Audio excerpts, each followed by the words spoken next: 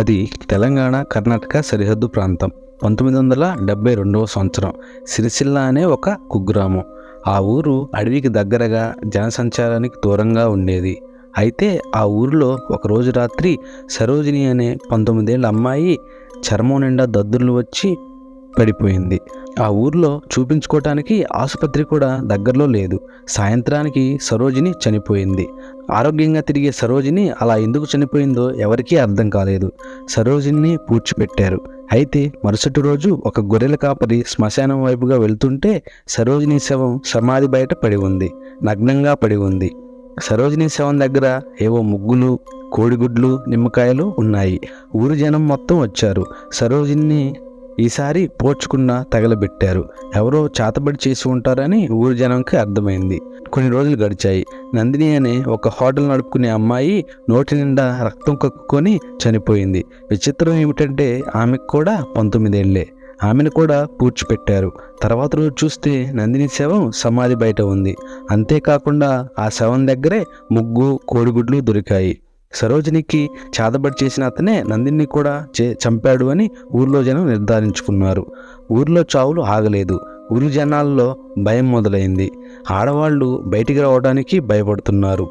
ఎలాగైనా ఆ చేతబడి చేసి అతన్ని పట్టుకోవాలని నిర్ణయించుకున్నారు. మరి కొన్ని రోజులకు మోహిని అనే 19 ఏళ్ల అమ్మాయి అదే విధంగా చనిపోయింది. ఆ అమ్మాయిని కూడా పూడ్చిపెట్టారు. ఆ రోజు రాత్రి ఆ సమాధి దగ్గరలో ఆ ఊరి కుర్రాళ్ళు కాపుగాశారు. ఎవరు వస్తే వాళ్ళని కొట్టి చంపేలా కోపంతో ఊగిపోతున్నారు. అర్ధరాత్రి 2 గంటలయింది. ఆ సమయంలో ఎవరో ఒక వ్యక్తి పిచ్చివాడిలా ఉన్నాడు. సమాధి దగ్గరకు వచ్చాడు. సమాధిని త్రవ్వటం మొదలుపెట్టాడు. ఊరి జనం నిశ్శబ్దంగా చూస్తూ ఉన్నారు. మోహిని శవం బయటికి తీసి ముగ్గులు వేశాడు ఆ వ్యక్తి.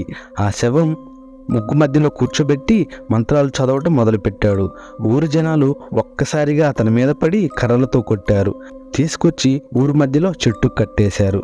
తెల్లవారు చూస్తే ఊర్లో పిచ్చివాడుగా తిరుగుతున్న కృష్ణనే అతను. అందరి ఇళ్లలో అన్నం అడుక్కుని తిని అరుగు మీద పడుకునేవాడు. అతన్ని చూసి అందరూ ఆశ్చర్యపోయారు. కృష్ణ పిచ్చోడు కదా, అతను ఎందుకు చేస్తాడు అని ఊరి వారందరూ అనుకున్నారు. కానీ కృష్ణ ఇలా చేశాడు. ఇలా ఎందుకు చేశావు, ఏం చేస్తున్నావు నువ్వు అని అందరూ నిలదీయగా కృష్ణ అసలు విషయం చెప్పటం మొదలుపెట్టాడు. కృష్ణ ఆ రోజుల్లోనే BA చదివి ఆ ఊరికి మాస్టర్గా వచ్చాడు. అప్పుడు అతనికి 19 ఏళ్ల కౌసల్యతో పరిచయం ఏర్పడింది. ఇద్దరూ ప్రేమించుకున్నారు.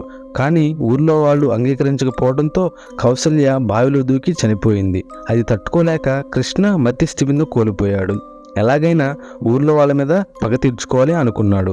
అందుకే పిచ్చివాడిలా నటించి అందరి ఇళ్లకు అన్నం అడుక్కునే వాళ్ళ వచ్చి వాళ్ళ వస్తువులు తీసుకునేవాడిని అని చెప్పాడు. అలా తీసుకెళ్లిన వస్తువులు వాడుకుని చేతబడి చేసి వాళ్ళని చంపేసేవాడిని. మళ్ళీ వాళ్ళ శవం బయటకు తీసి మళ్ళీ పూజ చేస్తేనే చేతబడి పూర్తయినట్లు, అందుకే అలా చేశాను అని కృష్ణ చెప్పాడు. చెప్పి గట్టిగా నవ్వుతున్నాడు. ఊరి జనాలకు కోపం పెరిగిపోయి కర్రలతో కొట్టి చంపేశారు. పేడ విరిగడైందని ఊరి జనాలు ఊపిరి పీల్చుకున్నారు.